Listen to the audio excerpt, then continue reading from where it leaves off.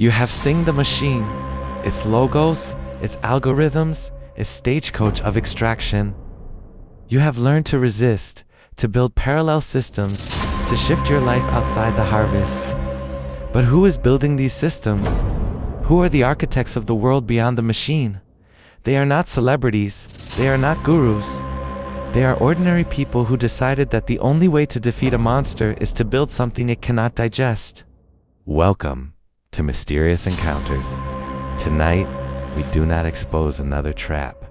We profile the trap breakers, the architects of the parallel system, their methods, their struggles, and the invisible network that is growing beneath the machine's radar.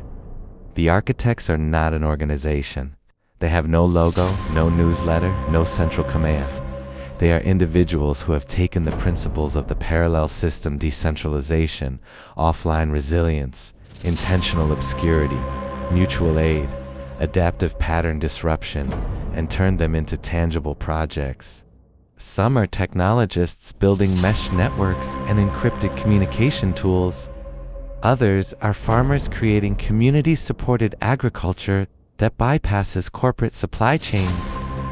Many are teachers, writers, and artists who refuse to monetize their work on harvesting platforms.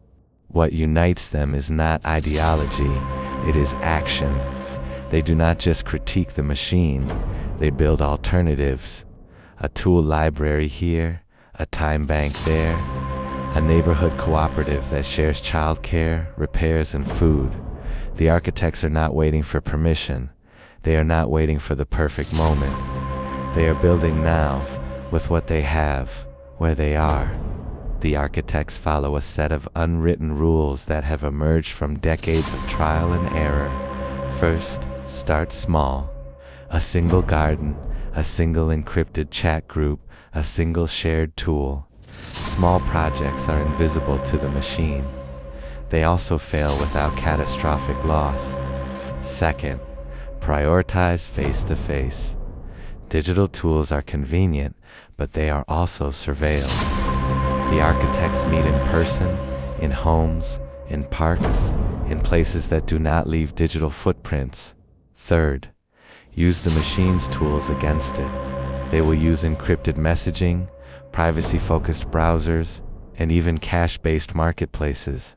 They do not reject all technology. They reject surveilled technology. Fourth, build redundancy. No single point of failure. If one node is compromised, the network continues. This is the opposite of corporate centralization. Fifth, teach by doing. The architects do not lecture. They invite, they show. They let others experience the parallel system firsthand. A shared meal is more convincing than 1,000 manifestos. These blueprints are not secret. They are simply unexploitable. The machine cannot co-opt what it cannot scale. The architects are not famous because fame is a trap. Visibility attracts harvest. The machine destroys or co-opts anyone who becomes too visible. The architects have learned to operate in stealth mode. They do not seek media attention. They do not post their successes on social media. They do not brand themselves. This makes them hard to find. That is the point. But the struggle is real. Without visibility, it is hard to attract new members. Without scale, it is hard to create systemic change. The architects live with this tension every day. How to grow without being harvested. Some have been burned. A community garden that became too popular was bought by a developer. A tool-sharing network that went viral was infiltrated by corporate spies. A mutual aid fund that grew too large attracted the attention of regulators. The architects learn. They adapt. They become more invisible, more resilient, more parallel. The architects do not know the remnant. The remnant operates inside the machine. The architects operate outside, but they share intelligence indirectly. Leaked documents from the remnant have warned architects about which technologies are truly private and which are honey traps. The remnant has also signaled which geographic areas are under heavy surveillance and which are relatively safe. The architects in turn provide the remnant with hope. Knowing that a parallel world is being built outside the machine gives the remnant a reason to keep sabotaging from within. The relationship is asymmetrical, anonymous, and essential. One day, when the machine weakens, the two may merge. Until then, they remain separate wings of the same resistance. You do not need special skills. You do not need to quit your job. You only need to shift your center of gravity. Start with one question. What do I depend on the machine for? Food, banking, communication, social connection? Pick one dependency. Find a parallel alternative. Food, join a CSA, start a garden, shop at a farmer's market. Banking, use cash, join a credit union. Explore privacy-focused crypto, communication, use Signal, Matrix, or a self-hosted chat server. Social connection. Create a recurring in-person gathering with no phones allowed. Then share what you learn. Not by posting, by showing. Invite a friend to your garden. Loan a tool to a neighbor. Cook a meal for someone using ingredients you grew or traded. Each act is a brick. Each brick is a wall. Each wall is a parallel system. You do not need to convince anyone.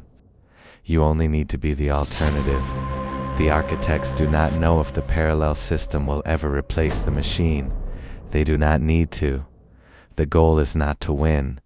The goal is to live differently while the machine crumbles under its own weight. The machine requires constant growth, constant extraction, constant fuel. The parallel system requires only presence. A garden that feeds a neighborhood. A tool that is shared instead of sold. A conversation that is not recorded. These acts are small, but they are infinite. The machine cannot scale infinity. The parallel system can. The architects are not utopians. They are realists who have chosen to invest their energy where it cannot be harvested. The architects are already here. They are your neighbors, your friends, the people you see at the farmer's market, and the tool library. They do not wear badges. They do not recruit. They simply build. You have met them without knowing. You have been one of them without naming it. The parallel system is not a future dream. It is a present reality, growing in the cracks of the machine. And you are invited to add your brick. The architects build. But what about those who cannot build? Those who are still trapped in the harvest debt, addiction, surveillance. How do we reach them without being pulled back in? And what if the greatest act of architecture is not building something new, but unbuilding the old? Next Monday on Mysterious Encounters, the unbuilding. Dismantling the machine from the outside.